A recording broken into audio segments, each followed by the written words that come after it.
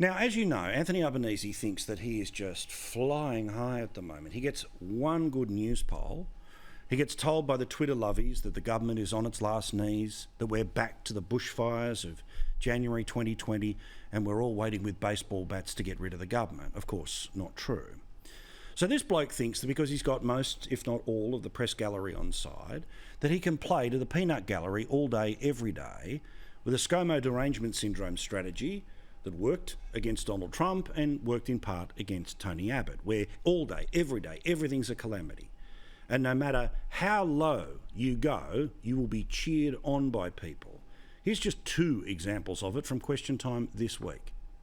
He said, "Not far from here, such marches even now are being met with bullets.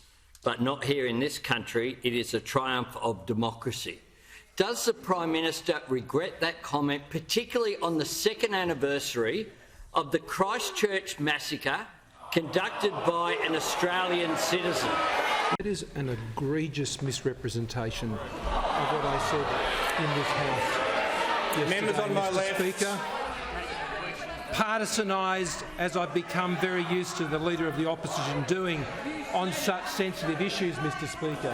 If the Leader of the Opposition was indeed listening yesterday, Mr Speaker, he would have heard me say that it was good and it was right, Mr Speaker, that those who came to this city yesterday and around the country and voiced their frustrations and their strong concerns, and that is exactly what I said. And when 88% of Australians are either rushing to or will get the vaccine sooner rather than later, we have a good problem in this country, is that millions of people want to access that as fast as possible.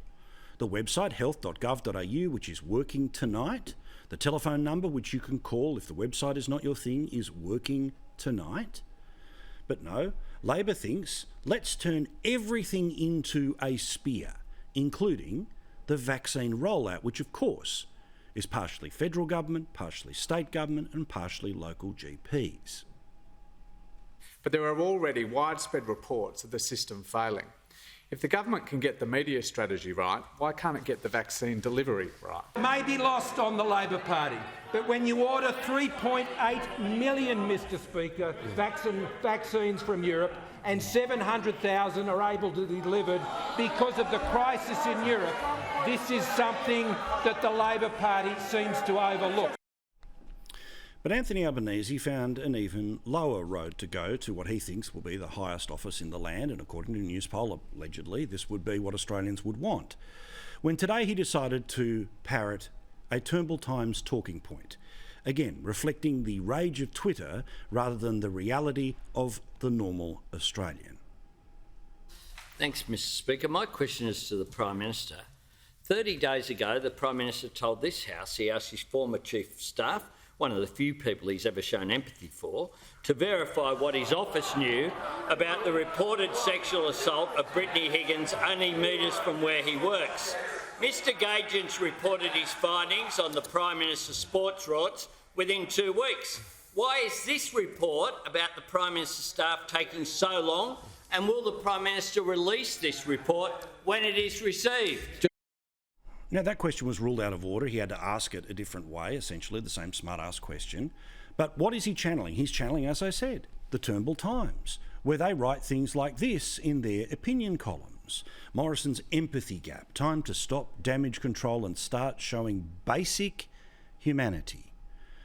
Now, this is a thing that happens on the left, is that they don't just disagree with you, they think you're a bad person. They think that you lack basic humanity, that you lack basic empathy if you don't do exactly what they want when they want. Well, the Prime Minister wasn't going to cop any of that today, and good on him for doing so. He hit each way out of the park. He wishes to get into this. He wishes to get into this, whether it's on myself, Mr Speaker, or indeed trying to undermine the credibility of the Secretary of the Department of Prime Minister and Cabinet. He's undertaken personal attacks on these, which is his form, Mr Speaker. It is his form, Mr Speaker. And the end was worth savouring. The Leader of the Opposition wants to get into a character assessment contest with the Secretary of the Department of Prime Minister and Cabinet, Mr Speaker. He won't come up very well on that one, Mr Speaker. And he's saying he wants to be in a character assessment test with me, Mr Speaker. I'm happy to accept that challenge, Mr Speaker. I'm happy to have my character as an individual in this place, Mr Speaker, and in my personal conduct matched against this Leader of the Opposition any day of the week. Now, there are about 4 million Australians who have a Twitter account. Last time I checked, that's not 26 million people. It's not even barely the faction of the country who thinks that Anthony Albanese is the preferred Prime Minister, but he is playing to the wrong crowd. Because all of the media's on Twitter, because KK is pouring the sugar in his ear just like she did to Bill Shorten to great success. Who can forget the puppies a couple of days before the last federal election?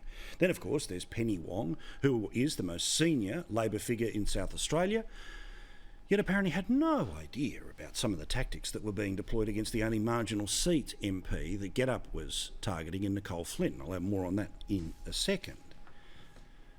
But ALBO is desperate. Make no doubt about it.